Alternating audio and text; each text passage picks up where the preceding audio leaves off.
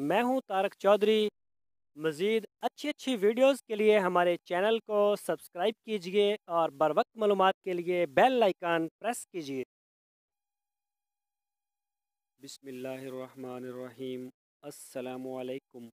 मेरे दोस्तों, क्या हाल चाल हैं? मैं उम्मीद करता हूं कि मेरे तमाम दोस्त खैरियत से होंगे। तो दोस्तों, आज जो हमारे नए दोस्त हैं उनके लिए एक खूसी आज मैंने ये वीडियो बनाई है। अगर आप गॉड फार्मिंग शुरू करना चाहते हैं तो उसके लिए कुछ ज़रूरी बातें हैं जो पहले जानना बहुत ज़रूरी हैं।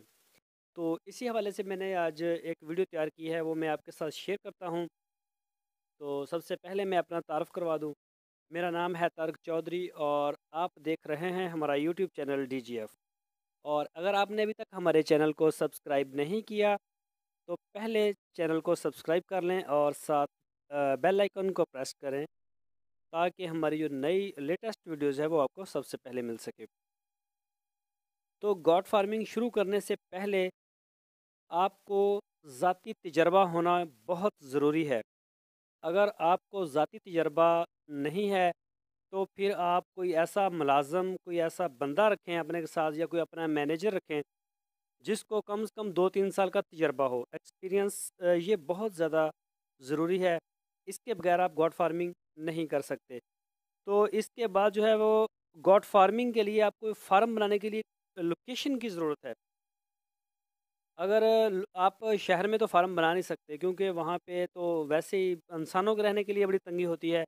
तो जानवरों को वहाँ पे रखना बहुत ज़्यादा मुश्किल होता है। आप कोशिश करें कि शहर से कम जो गवर्नमेंट रिकमेंड करती है वो 20 किलोमीटर के फासले के ऊपर आप बना सकते हैं फार्म। और ये भी ख्याल करें कि वहाँ पर बिजली की सहूलत मौजूद हो और कारपेट रोड हो, क्योंकि वहाँ से माल जाएगा भी आएगा भी।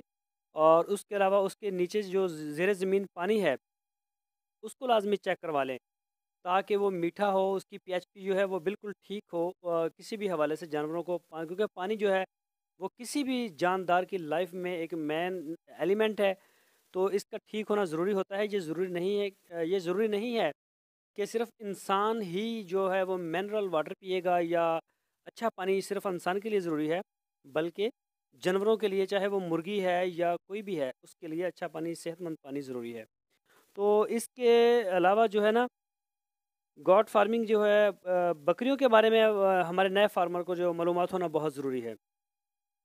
बकरियों का आपको पता हो कि देखने से आपको पता चल जाता हो कि इसकी उम्र कितनी है, इसका वज़न कितना है।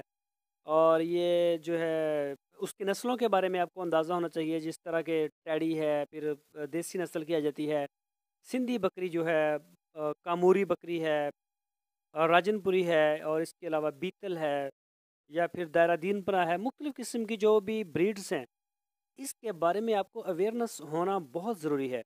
अगर आपको बकरियों की नस्लों के बारे में नहीं पता तो ये भी मसला बन सकता है आपको। जो आपने बंदा अपना मैनेजर रखा हुआ है, तजर्बाकार आदमी या कोई मुलाजिम है, तो उसको भी इसके बारे में अच्छी तरह से इल्म होना चाहिए। ऐसा ना हो कि वो भी ना जानता हो। तो आप जब जब आपको बकरी की नस्ल का इल्म नहीं होगा तो आप बकरी बेचते वक्त, जो महंगी बकरी है, आप उसको सस्ते दामों में बेच सकते हैं, आपको पता ही नहीं होगा। और ख़रीदते वक्त भी आपको पता नहीं होगा। तो ये एक मेन एक चीज़ होती है फार्म के लिए जो ज़रूरी है कि आपको नस्लों के बारे में पता होना चाहिए। तो इसके अलावा जो है आपको ब्रीडिंग के लिए जो बकरा रखना है उसके आप टेस्ट लाजमी करवाएं, ताकि गवर्नमेंट के जो हॉस्पिटल हैं वहाँ पे इसके फ्री टेस्ट होते हैं। तो वो आपको बता देंगे कि ये ब्रीडिंग के लिए सही है, इसका जो स्पर्म्स है वो ये या नहीं सही। तो इस हवाले से ना आप बकरा जो है वो अच्छी नस्ल का देखें और बकरियों के हिसाब से देखें। अगर तो आपने फ़र्ज़ करें रखी हैं टैडी बकरियाँ, तो आप टैडी नस्लों का कोई देखें। ये ना हो कि आप टैडी नस्ल में आप जो है वो बीतल नस्ल का बकरा छोड़ दें। तो जब बकरी डिलीवरी देगी उस वक़्त जो है वो उसको बहुत शदीद मसाइल होते हैं डिलीवरी में, मर भी जाती है बकरी। इस तरह के अक्सर केस देखने में आए हैं, मर भी जाती है। तो जो आपके पास ब्रीडिंग के लिए जानवर है उसको आप बकरियों के हिसाब से रखें।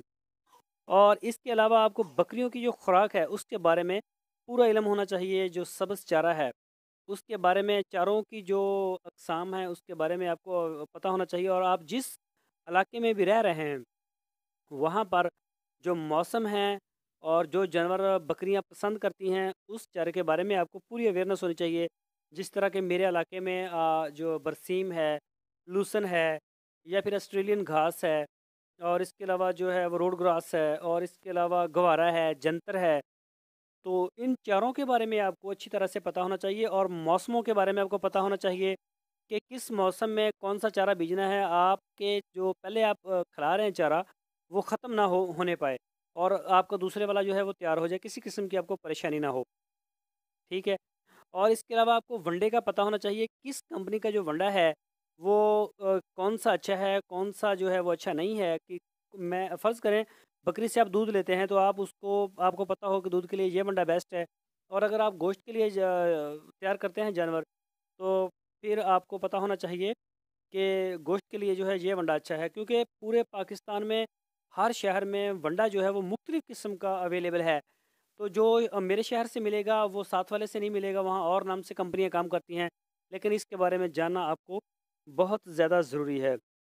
اور اس کے علاوہ آپ کو بکریوں کی جو کامن بیماریاں ہیں عام، اس کے بارے میں علم ہونا بہت زیادہ ضروری ہے. اگر آپ کو بکری کے بیماری کے بارے میں علم نہیں ہوگا تو یہ بہت بڑا نقصان ہوتا ہے فارمر کے لیے.